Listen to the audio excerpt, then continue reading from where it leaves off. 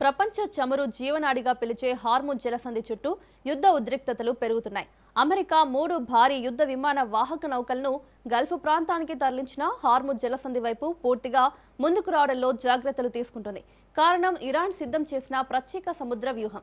భారీ యుద్ధ నౌకలను కాదు, చిన్నపాటి వేగవంతమైన పడవలను ఆయుధాలుగా మార్చిన ఇరాన్ మస్కిటో ఫ్లీట్, దోమల దండులాగా గుంపులుగా దాడి చేసే ఈ బోట్లు అమెరికా నౌకాదళానికి పెద్ద సవాల్గా మారుతున్నాయి.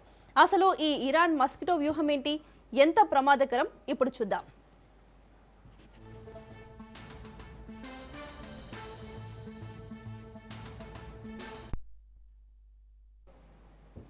భారీ యుద్ధ నౌకలతో సముద్రంలో ఆధిపత్యం సాధించే అమెరికాకు చిన్నపాటి వేగవంతమైన బోట్లు కొత్త సవాల్గా మారాయి. Iran revolutionary guards corps navy అంటే ఐఆర్జీసీ నేవీ వద్ద మస్కిటో ఫ్లీట్గా పిలిచే చిన్న పడవల భారీ దండు సిద్ధంగా ఉంది. దాదాపు 10 టన్నుల బరువుతో ఉండే ఫాస్ట్ అటాక్ బోట్స్ సుమారు 1500 వరకు ఇరాన్ వద్ద ఉన్నట్లు అంచనా. వీటిలో దాదాపు 300 వరకు యాంటీ షిప్ మిసైల్ బోట్లు ఉన్నట్లు సమాచారం. నాసర్, కౌసర్ వంటి షార్ట్ రేంజ్ సూపర్సోనిక్ గైడెడ్ మిసైళ్లను వీటిపై అమర్చారు. రెండో ప్రపంచ యుద్ధంలో ఉపయోగించిన పీటీ బోట్ వ్యూహాన్ని ఆధునిక మిసైల్ బోట్లతో కలిపి ఇరాన్ వినియోగిస్తోంది.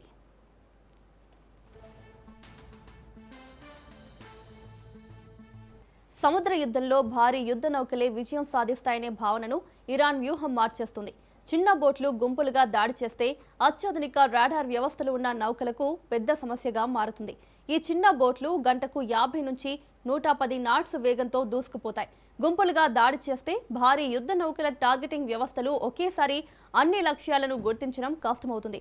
హార్ముజ్ జలసంధి ఇరుకుగా ఉండడంతో పెద్ద నౌకలు వేగంగా మలుపు తిప్పలేవు. దీంతో చిన్న బోట్ల దాడులకు అవి సులభంగా టార్గెట్ అవుతాయని నిపుణులు చెబుతున్నారు. కేవలం ఫాస్ట్ బోట్లు మాత్రమే కాదు, డ్రోన్ బోట్లు, అండర్ వాటర్ డ్రోన్లు వంటి ఆధునిక ఆయుధాలను కూడా ఇరాన్ వినియోగిస్తోంది. ఇవి చమురు ట్యాంకర్లకు కూడా ప్రాణాంతకంగా మారే ప్రమాదం ఉంది.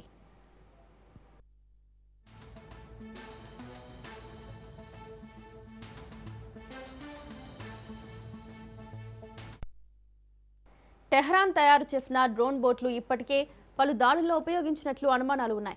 చిన్న ఫైబర్ గ్లాస్ లేదా చెక్క పడవలను మానవరహిత బోట్లుగా మార్చి పేలుడు పదార్థాలతో నింపి దాడులకు ఉపయోగిస్తున్నారు. అంతేకాదు, అజదార్ అనే మానవరహిత అండర్ వాటర్ వెహికల్ కూడా ఇరాన్ వద్ద ఉంది. ఇది 4 రోజుల పాటు సముద్రంలో 600 కిలోమీటర్ల పరిధిలో గస్తీ కాయగలదు.